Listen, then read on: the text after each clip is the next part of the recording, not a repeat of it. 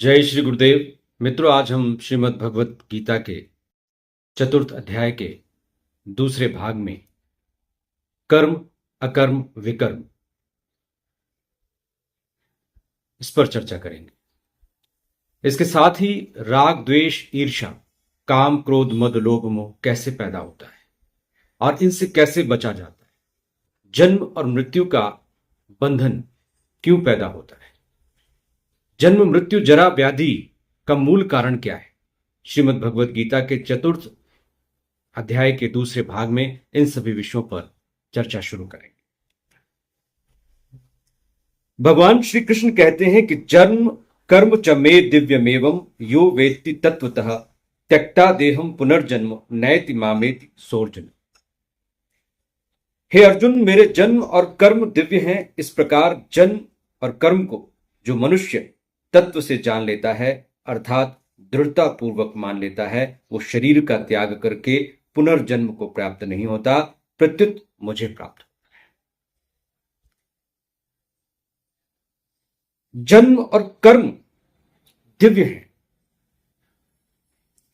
क्योंकि यह भी ईश्वरीय योजना का हिस्सा है, लेकिन जन्म और कर्म दिव्य होते हुए भी बंधन का कारण होते हैं। जब हम इस बंधन के कारण को समझ लेते हैं, तत्वतः जान लेते हैं, तब हम ईश्वर को प्राप्त होते हैं, उस कृष्ण को प्राप्त होते हैं जो जन्म और कर्म के बंधन से मुक्त है। क्योंकि हम सब जन्म और कर्म के बंधन से बंधे हुए हैं। जन्म है तो कर्म है, और कर्म में अकर्म भी है, विकर्म भी है, सुकर्म भी है। जाने अनजाने में हम गलतियां भी कर सकते हैं, पाप भी कर सकते हैं और अकर्म भी कर सकते हैं, और इन सब के कारण जन्म मृत्यु जरा व्याधि के बंधनों में पड़ सकते हैं।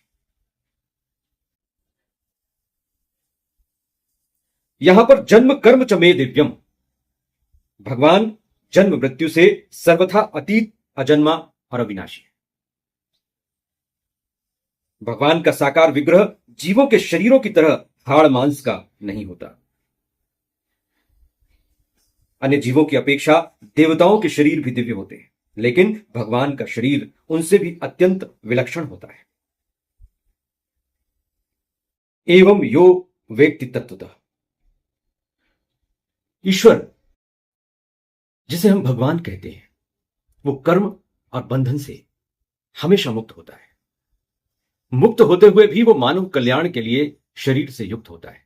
इसके बाद भी वो कर्म बंधनों से बंधता नहीं है, लेकिन जगत के कल्याण के लिए, जगत को शिक्षा देने के लिए, कर्म और बंधन को समझाने के लिए कई बार वो कर्म बंधन में बंधने का अभिनय जरूर करता है। त्यक्ता देहम पुनर्जन्म नयति, ईश्वर को, भगवान को, पूर्ण स्वरूप को इस धरती पर या इस संसार में कुछ भी करना आवश्यक नहीं है, जरूरी नहीं है, बंधनकारी नहीं है, लेकिन फिर भी वो करता है। फिर भी वो जन्म लेता है, अवतार लेता है, क्योंकि उसे इस सृष्टि को अच्छे ढंग से आगे बढ़ाना है। उद्देश्य विहीन होते हुए भी वो उद्देश्य अपना लेता है, लीला के लिए, कल्याण के लिए, सृष्टि को आगे बढ़ाने के लिए। मामेति सोर्जुन, नाशवान कर्मों से अपना संबंध मानने के कारण नित्य प्राप्त परमात्मा भी अप्राप्त प्रतीत। मनुष्य की जो भूल है वो नाशवान कर्मों को अपना मान लेना, जो कर्म हमारे हैं ही नहीं, जिन कर्मों का फल कभी भी स्थायी नहीं होता, उन कर्मों के फल से यदि हम अपने आप को जोड़ लेते हैं, जो नाशवान है, जो मिट जाने वाले हैं, उनसे अपना संबंध जोड़ने के कारण हम अपने नित्य प्राप्त स्वरूप को भूल जाते हैं, परमात्मा स्वरूप को भूल जाते हैं, और यही भूल कर्म बंधनों में बांध देती है। इसका एकमात्र उपाय है निष्काम कर्मयोग। संसार से जो लिया है वो संसार के लिए, संसार के द्वारा संसार को ही देना है। अपने लिए न तो कुछ लिया है, न ही अपने लिए कुछ देना है। संसार के लिए लिया है और संसार को ही देना है। स्वयं यानी जीवात्मा, आत्मा, वो हमेशा रहने वाला है, वो नित्य स्वरूप है, परमात्मा स्वरूप है। उसे ना तो कुछ लेना है, ना ही कुछ देना है।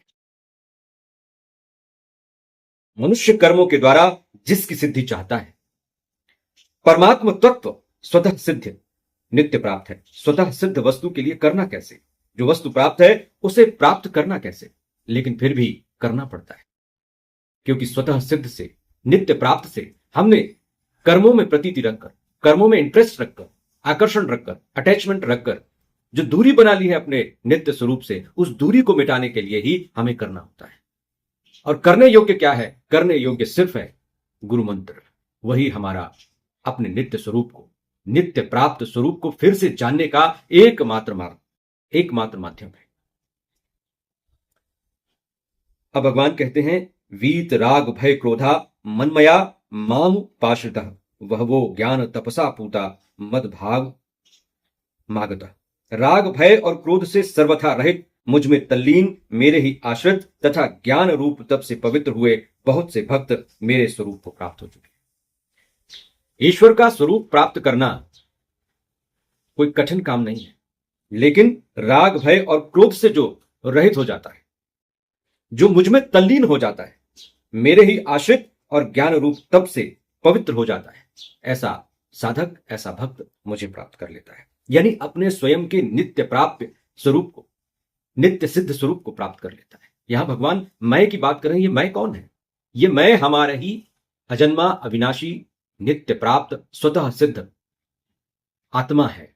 और उस आत्मा का ये वचन है कि उस आत्मा को प्राप्त करने के लिए राग, द्वेष, भय, ईर्षा, काम, क्रोध, मद, लोभ, मोह से हमें दूर होना होगा।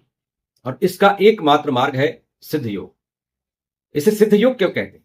सिद्ध योग इसलिए कहते हैं कि जो स्वतः सिद्ध है, हैंस प्रूव्ड, उसे सिद्ध करने की आवश्यकता नहीं है। उसका आश्रय लेने से, गुरु के मंत्र का आश्रय लेने से, उस मंत्र के द्वारा, राधा और कृष्ण के उस बीज मंत्र के द्वारा हम अपने आत्मस्वरूप नित्य सिद्ध, सिद्ध स्वरूप सो को जान लेते हैं, उससे दूरी को मिटा लेते हैं। उसके और मन के बीच के जो पर्दे को हमने निर्मित कर रखा है, उस पर्दे को हम भेद देते हैं और अपने ही आत्मस्वरूप को प्राप्त कर लेते हैं। माम उपाश्रिता वीत राग भय क्रोध, इसमें संसार से स्वयं का संबंध विच्छेद है और मनमया माम उपाश्रिता में भगवान की तल्लीनता है। ईश्वर के प्रति तल्लीन होना और जो हमने निर्मित किया है कर्म के द्वारा, कर्म में आसक्ति के द्वारा, उसको मिटाकर ईश्वर में तल्लीन हो जाना, राग, द्वेष, भय, ईर्ष्या, काम, क्रोध से मुक्त हो जाना। इसलिए महर्षि पतंजलि ने कहा है कि योग चित्त वृत्ति निरोध, योग से चित्त वृत्ति की निरोध होता है। योग से ही हमारे अंदर चित्त में जो कर्म बंधन, जन्म जन्मांतर के संस्कार हैं, उन संस्कारों की निवृत्ति होती है और उसी से ईश्वर के प्रति प्रवृत्ति होती है। और ईश्वर में जब हम तल्लीन हो जाते हैं, रम जाते हैं, तब हम उसके उस स्वरूप को प्राप्त कर लेते हैं जो हमारा ही मूल स्वरूप है।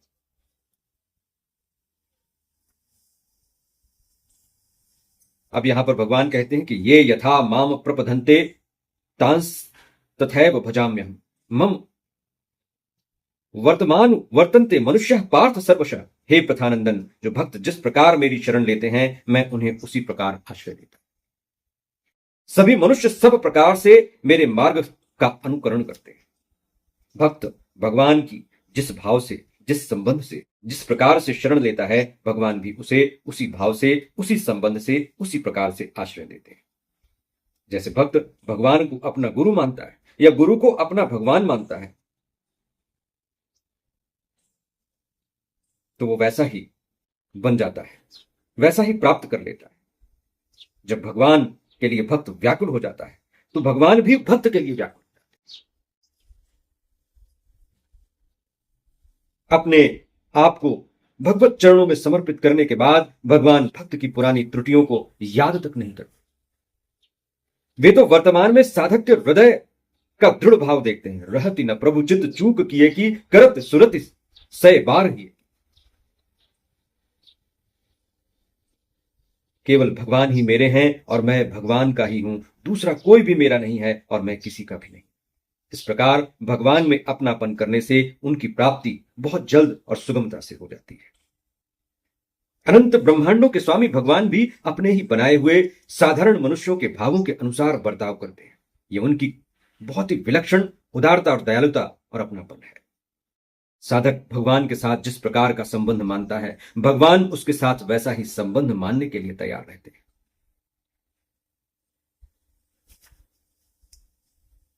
अहंकार रहित होकर निस्वार्थ भाव से कहीं भी प्रेम किया जाए तो वो प्रेम स्वतः प्रेममय भगवान की तरफ चला जाता है। ये संसार साक्षात परमात्मा स्वरूप है, लेकिन जो इसको जिस रूप में देखता है भगवान भी उसके लिए उसी रूप में प्रकट हो जाते हैं। हम अपने शरीर को शरीर मानकर, हम अपने को शरीर मानकर और अपने लिए वस्तुओं की जरूरत मानते हैं और उनकी इच्छा करते हैं, तो भगवान भी उन वस्तुओं के रूप में हमारे सामने आते हैं। हम असत में स्थित हो जाते हैं तो भगवान भी उन वस्तुओं के रूप में हमारे सामने आते हैं। और भगवान कहते हैं, कांक्षन्त कर्मणा सिद्धिम यजंत इह देवता क्षिप्रम ही मानुषे लोके सिद्धिर्भवति कर्मजा। कर्मों की सिद्धि चाहने वाले मनुष्य देवताओं की उपासना किया करते हैं, क्योंकि इस मनुष्य लोक में कर्मों से उत्पन्न होने वाली सिद्धि जल्दी मिल जाती है। जब हम कर्मों की सिद्धि चाहते हैं, कर्मों के द्वारा फल की प्राप्ति चाहते हैं और फल की प्राप्ति के लिए आसक्त रहते हैं, जैसे किसी को कार चाहिए, किसी को बंगला चाहिए, पोस्ट चाहिए, प्रतिष्ठा, पद, पावर, पैसा, तो इसकी सिद्धि कर्मों के द्वारा हो सकती है। और कर्मों को बहुत जल्दी सिद्ध करने के लिए हम देवताओं की आराधना और उपासना किया करते हैं, तो उनसे कर्मों की सिद्धि हो जाती है और ये जल्दी भी मिल जाती है, क्योंकि हम संसार में हैं और संसार के द्वारा, संसार के माध्यम से जो हमें चाहिए वो कर्मों की सिद्धि होने से बहुत आसानी से मिल जाती है। क्योंकि माया के द्वारा माया को हम प्राप्त करना चाहें तो माया खुश हो जाती है, क्योंकि हम माया में रमना चाहते हैं, इसलिए माया हमारा सहयोग करती है। इसलिए कर्मों की सिद्धि, कर्मों के द्वारा सांसारिक पदार्थों की सिद्धि बहुत जल्दी हो जाती है।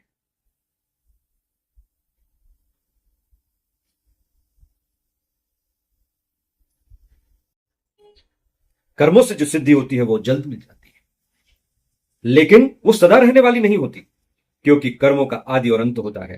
तब उनसे होने वाली सिद्धि सदा कैसे रह सकती, हमेशा कैसे रह सकती। अपने लिए कर्म करने से ही योग यानी परमात्मा के साथ नित्य योग का अनुभव नहीं होता। बहुत महत्वपूर्ण बात है कि जब हम अपने लिए कर्म करते हैं, स्वयं के भले के लिए, स्वयं के कल्याण के लिए, स्वयं की उत्कृष्टता के लिए, भोग और विलासिता के लिए, चीजों की प्राप्ति के लिए, खुद के पद, पावर और पोस्ट के लक्ष्य को प्राप्त करने के लिए हम जो कर्म करते हैं वो योग नहीं होता, उससे वियोग होता है। हम परमात्मा से और दूर हो जाते हैं। लेकिन जब हम दूसरों के कल्याण के लिए, संसार के लिए, संसार से लिए हुए को वापस करने के लिए कर्म करते हैं, तो इससे योग हो जाता है। हम परमात्मा से जुड़ जाते हैं, उसके लक्ष्य से जुड़ जाते हैं। दूसरों के लिए कर्म करने से हम मुक्त होते हैं। कर्म योग में दूसरों के लिए ही सब कर्म करने से कर्म और फल से संबंध विच्छेद हो जाता है, जो योग का अनुभव कराने में हेतु है। जब हम सिद्ध योग में होते हैं और हमारा लक्ष्य दूसरों का कल्याण, दूसरों के लिए कर्म करना होता है, तो वास्तव में तब हम कर्म योग की सिद्धि कर रहे होते हैं और इससे योग की प्राप्ति में यानी परमात्मा से संबंध बनाने में मदद मिलती है। चातुर्वर्ण्य मया सृष्टम गुण कर्म विभागशः तस्य कर्ता रमपि माम विद्वय कर्ता मव्ययम् न माम कर्माणि लिम्पन्ति न मे कर्म फले स्पृहा इति माम यो विजानाति कर्मभिनि सबध्यते। मेरे द्वारा गुणों और कर्मों के विभाग पूर्वक चारों वर्णों की रचना की गई है। उस सृष्टि रचना आदि का कर्ता होने पर भी मुझ अविनाशी परमेश्वर को तू अकर्ता जान, कारण कि कर्मों के फल में मेरी स्पृहा नहीं है, इसलिए मुझे कर्म लिप्त नहीं करते। इस प्रकार जो मुझे तत्व से जान लेता है वह भी कर्म से नहीं बंधता। चातुर्वर्ण्यम, यह मनुष्य के चतुर्वर्ण नहीं है। यह सबसे बड़ी भूल है। चातुर्वर्ण का अर्थ है कि प्रभु ने चतुर्वर्ण की, चार तरह की सृष्टि की रचना की है। मनुष्य में चार तरह की जातियां नहीं बनाई, बल्कि सृष्टि की यहां पर बात हो रही है। भगवान कहते हैं कि चतुर्वर्णमयी इस सृष्टि में सब कुछ मेरा ही है, लेकिन इसके बाद भी मुझ अविनाशी परमेश्वर को तू अकेला जान, अकर्ता जान। यानी इस सृष्टि को बनाने के बाद भी मैं अकर्ता हूं और इसमें लिप्त नहीं होता। नमाम कर्माणि लिम्पन्ति न मे कर्म फले स्पृहा, न मैं इस सृष्टि में लिप्त होता हूं, न कर्म फल का भागी होता। इतिमाम यो भी जानाति, मनुष्य में जब कामनाएं उत्पन्न होती हैं तब उसकी दृष्टि उत्पत्ति विनाशशील पदार्थों पर रहती है। उत्पत्ति विनाशशील पदार्थों पर दृष्टि रहने से वह नित्य भगवान को तत्व से नहीं जान सकता, पर कामनाओं के मिटने से जब अंतःकरण शुद्ध हो जाता है तब भगवान की ओर दृष्टि जाती है। उमा राम स्वभाव जय जाना, ताई भजन तज भाव न आना। भगवान के कर्म तो दिव्य हैं, संत महात्माओं के कर्म भी दिव्य हो जाते हैं। वास्तव में संत महात्मा ही नहीं, मनुष्य मात्र अपने कर्मों को दिव्य बना सकता है। जब कर्मों में मलिनता, कामना, ममता, आसक्ति होती है तब वे कर्म बांधने वाले हो जाते हैं। जब मलिनता के दूर हो जाने पर कर्म दिव्य हो जाते हैं तब वे उसे नहीं बांधते। एवं ज्ञात्वा कृतम कर्म पूर्वे रपि मुमुक्षु भी कुरु कर्मेव तस्मात् त्वं पूर्वे पूर्वतरम कृतम। पूर्व काल के मुमुक्षुओं ने भी इस प्रकार जानकर कर्म किए हैं, इसलिए तू भी पूर्वजों के द्वारा सदा से किए जाने वाले कर्मों को ही उन्हीं की तरह कर। कर्म को लिप्त न होकर करना, जो संसार से मिले हुए हैं उसे संसार में देना। जो ऋण हमने जन्म जन्मांतर में संसार से इकट्ठा किया है उससे उऋण होने के लिए संसार में रहते हुए भी संसार के लिए कर्म करना, अपने लिए, अपने शरीर के लिए, सिर्फ निर्वाह को छोड़कर उससे ज्यादा की आकांक्षा न करते हुए इस शरीर का, इस माध्यम का, इस उपकरण का उपयोग परमार्थ में या अपने कल्याणार्थ साधना में लगाना, यही जो हमारे सिद्ध महापुरुष हुए हैं उन्होंने किया। भगवान श्री कृष्ण कहते हैं कि यही तू भी कर। किम कर्मेति कव्यो प्यत्र मोहितः तत्ते कर्म प्रवक्ष्यामि यज्जात्वा मोक्ष से शुभात्। कर्म क्या है और अकर्म क्या है, इस प्रकार इस विषय में विद्वान भी मोहित हो जाता है। वह कर्म तत्व मैं तुझे भली भांति कहूंगा जिसको जानकर तू अशुभ संसार बंधन से मुक्त हो जाएगा। कर्म, अकर्म, विकर्म, कर्म क्या है क्या नहीं है, इसमें बड़े बड़े महात्मा, बड़े बड़े संत, तत्वदर्शी महापुरुष भी भ्रम का शिकार हो जाते हैं। भगवान कहते हैं कि कर्मों को समझना, कर्म सिद्धि करना यह आसान बात नहीं है। इसमें कई तरह के भ्रम हैं, कई तरह की आशंकाएं, कुशंकाएं हैं। इसके लिए मैं तुझे कर्म के बारे में कुछ बातें कहूंगा जो तू समझ। जीव स्वयं शुभ है और परिवर्तनशील संसार अशुभ है। जीव स्वयं परमात्मा का नित्य अंश होते हुए भी परमात्मा से विमुख होकर अनित्य संसार में फंस गया है। भगवान कहते हैं कि मैं उस कर्म तत्व का वर्णन करूंगा जिसे जानकर कर्म करने से तू अशुभ से अर्थात जन्म मरण रूप संसार बंधन से मुक्त हो जाएगा। कर्मोणि बोधव्यम बोधव्यम च विकर्मण अकर्मणश्च बोधव्यम गहना कर्मोणि गति। कर्मों का तत्व भी जानना चाहिए और अकर्म का तत्व भी जानना चाहिए तथा विकर्म का तत्व भी जानना चाहिए, क्योंकि कर्म की गति गहन है अर्थात समझने में बहुत कठिन है। कर्म करते हुए निर्लिप्त रहना ही कर्म के तत्व को जानना है, जिसका वर्णन 18वें श्लोक में किया गया है। कर्म स्वरूप से एक दिखने पर भी अंतःकरण के भाव के अनुसार उनके 3 भेद हो जाते हैं, कर्म, अकर्म और विकर्म। सकाम भाव से की गई शास्त्र भेद क्रिया कर्म बन जाती है। फलेच्छा, ममता और आसक्ति से रहित होकर केवल दूसरों के लिए, दूसरों के हित के लिए किया गया कर्म अकर्म बन जाता है। विहित कर्म भी यदि दूसरों के अहित का करने से अथवा उसे दुख पहुंचाने के भाव से किया होता है तो वो विकर्म बन जाता है। अब यहां पर 3 बात कही गई, कर्म, अकर्म और विकर्म। कर्म यानी अपनी भलाई के लिए, अपनी उन्नति के लिए, अपने पद, पावर और प्रमोशन की प्राप्ति के लिए जो कार्य हम करते हैं वो कर्म कहलाता है। लेकिन जो दूसरों की सेवा सहायता के लिए, संसार के लिए, ईश्वर के उपकरण के रूप में, गुरु के उपकरण के लिए जो कार्य किए जाते हैं वो अकर्म बन जाते हैं। और जो दूसरों का अहित करते हैं, नुकसान करते हैं, ऐसे कर्म जिससे जीव मात्र को किसी भी प्रकार का कष्ट पहुंचता है उसे विकर्म कहते हैं। बोधव्यम च विकर्मण। कामना से कर्म होते हैं, जब कामना अधिक बढ़ जाती है तब विकर्म होते हैं। यूं तो हम सब कर्म करते हैं अपनी इच्छाओं की पूर्ति के लिए, उन्नति के लिए, अपने कल्याण के लिए। लेकिन जब अपनी उन्नति की आकांक्षा कामना में बदल जाती है, ममता में बदल जाती है, मोह में बदल जाती है कि मुझे तो किसी भी प्रकार से उन्नति चाहिए, मुझे तो किसी भी प्रकार से प्रमोशन, पद, पावर, पैसा, पोजीशन चाहिए, तब यह अधिक ममता, अधिक कामना, अधिक मोह हमें विकर्म करने पर मजबूर करते हैं। क्योंकि ज्यादा पाने के लिए हम दूसरों का अहित कर देते हैं, गलत रास्ते को अख्तियार कर लेते हैं। प्राणी मात्र में किसी भी प्रकार से दुख, दर्द, शोक, भय, ठगी का सहारा ले लेते हैं, जिससे वो विकर्म बन जाते हैं। कर्मणम कर्म य पश्यदे कर्मण्य कर्म यह पश्येद कर्मणि च कर्म यह स बुद्धिमान मनुष्येषु सयुक्त कृतस्न कर्म कृत। जो मनुष्य कर्म में अकर्म देखता है और जो अकर्म में कर्म देखता है वह मनुष्यों में बुद्धिमान है, वह योगी है और संपूर्ण कर्मों को करने वाला कृतकृत्य है। कर्म में अकर्म देखने का मतलब क्या है? कर्म करते हुए या न करते हुए उसमें निर्लिप्त रहना, यानी कोई भी प्रवृत्ति या निवृत्ति न करना। यह कर्म मैं करता हूं, इस कर्म का फल मुझे मिले, ऐसा भाव रखकर कर्म करने से ही मनुष्य कर्मों से बनता है। क्योंकि प्रत्येक कर्म का आरंभ यानी शुरुआत होती है और एंडिंग होती है, तो उसका रिजल्ट भी शुरुआत और एंडिंग वाला होता है। लेकिन जीव स्वयं नित्य निरंतर रहता है, आत्मा हमेशा रहती है। यदि इस प्रकार जीव स्वयं परिवर्तनशील कर्म और उसके फल से सर्वथा संबंध रहित है, फिर भी वह फल की इच्छा के कारण उनसे बंध जाता है। इसलिए 5वें श्लोक में भगवान ने कहा है कि मेरे को कर्म नहीं बांधते, क्योंकि कर्म फल में मेरी लगन नहीं है, स्पृहा नहीं है। फल की इच्छा या स्पृहा ही बांधने वाली है। फले सक्तो निबध्यते, फल में आसक्ति ही हमें बांध देती है। अकर्मणि च कर्म यह, अकर्म में कर्म देखने का तात्पर्य है निर्लिप्त रहते हुए कर्म करना अथवा न करना। भाव यह है कि कर्म करते समय या न करते समय भी नित्य निरंतर निवृत्त रहें, उसमें फंसे नहीं, डिटैच रहें। नैव तस्य कृतो नार्थे नाकृत नेह कश्चन। यदि प्रयोजन होता है तो वो कर्मयोगी नहीं है, प्रत्युत कर्मी है। यदि किसी कर्म को करने में कोई आकांक्षा है, इच्छा है, तो वो कर्मयोग नहीं है। एक विभाग कर्म का है और एक विभाग अकर्म का है। इन दोनों में अकर्म ही सार तत्व है। इसलिए जो मनुष्य कर्म में अकर्म देखता है यानी कर्म करते हुए निर्लिप्त रहता है, और जो अकर्म में कर्म देखता है यानी निर्लिप्त रहते हुए कर्म करता है, उसके लिए कुछ भी करना, जानना और पाना शेष नहीं रहता।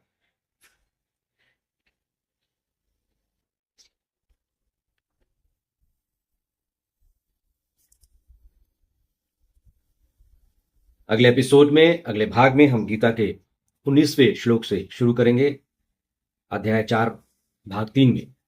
अध्याय 4 भाग 2 में आज इतना ही। आशा है ये वीडियो आपको पसंद आएगा। जय श्री गुरुदेव, जय दादा।